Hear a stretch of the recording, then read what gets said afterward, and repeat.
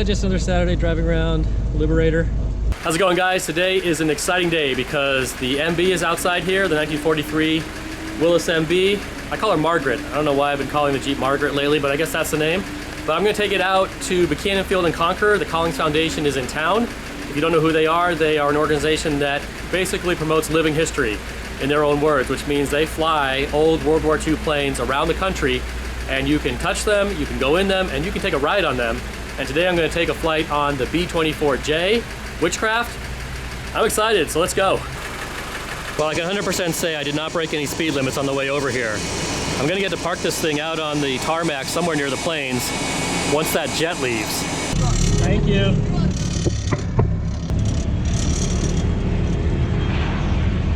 I've never driven on an airport before, so this is kind of cool. There's Witchcraft.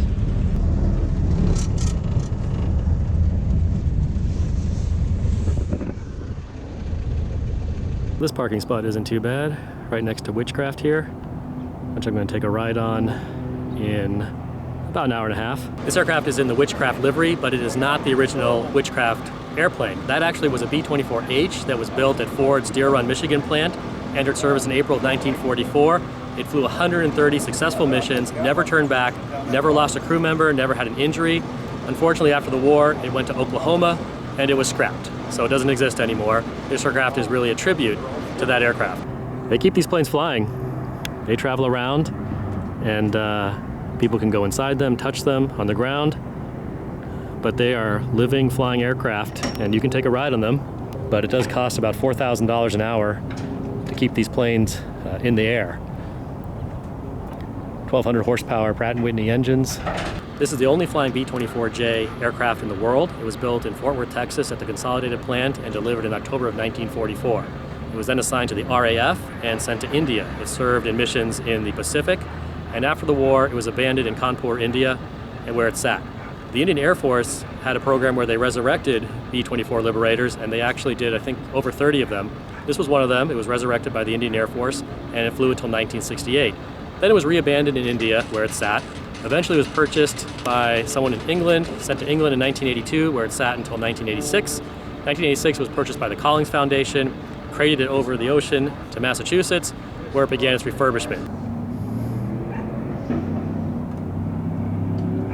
97,000 plus man hours later, it was ready to fly. And they fixed everything on this aircraft, refurbished every last bolt, every last piece of equipment, so that it could be a living piece of history and it's also safe to fly.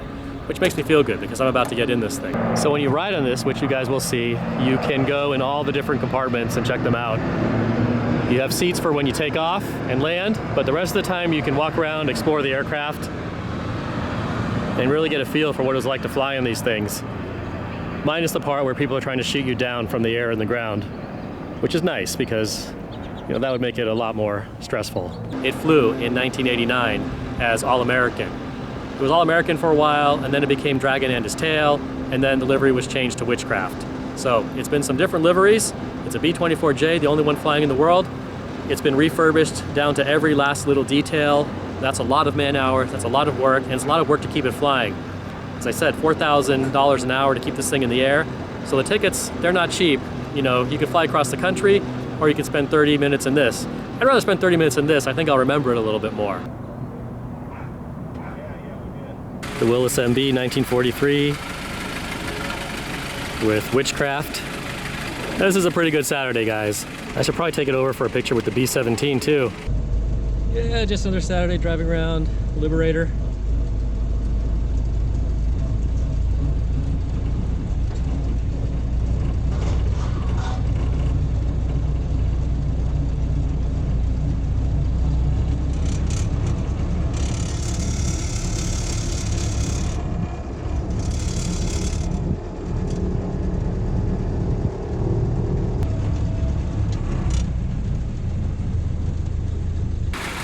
So he's putting some oil in. They're gonna do some flights with the B-17 today too.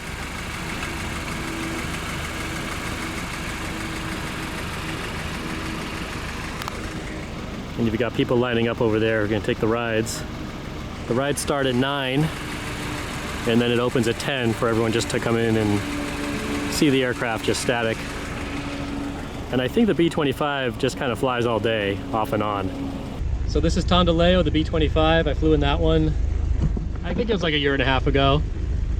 I'll definitely go again, but I gotta make the rounds. So B-24 today, and then the B-17 eventually.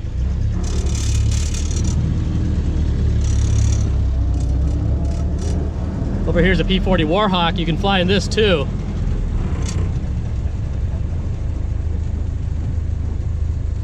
Check that out. Oh, that is so cool. All right, see you, P-40.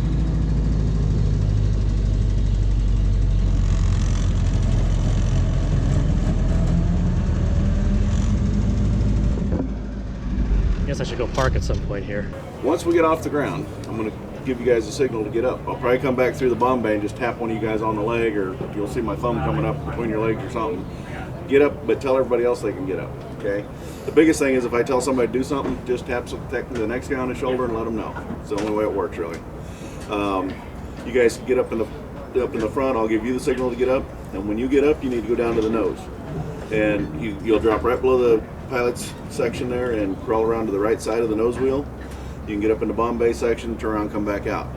So the deal is, we got about a 20-25 minute in the air flight divided by 10 people. So you got about a minute and a half, and I need you to get out. So I need you to look at it, take a picture, whatever you need to do, hug it, and come back out.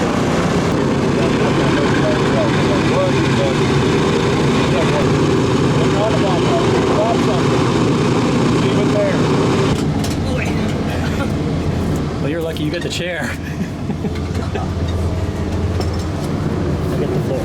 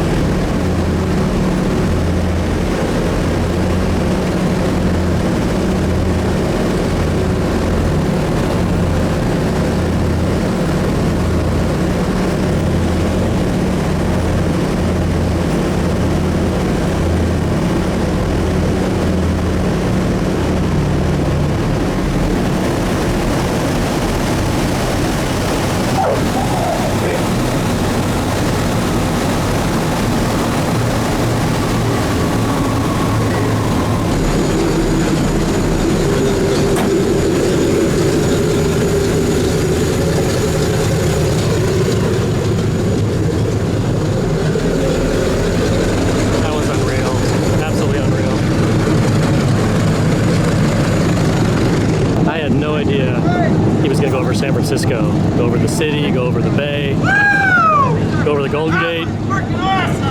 Yeah. So people liked him, man. Damn! These are prescriptions. That's the little window where I was sitting.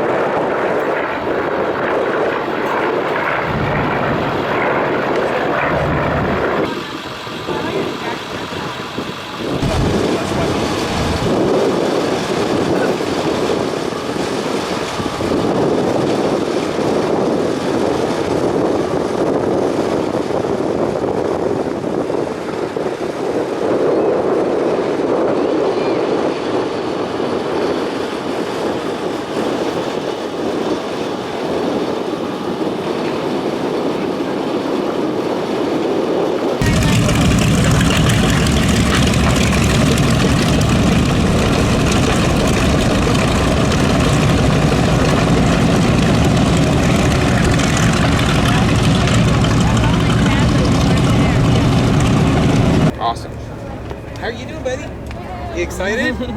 Can I put a sandwich?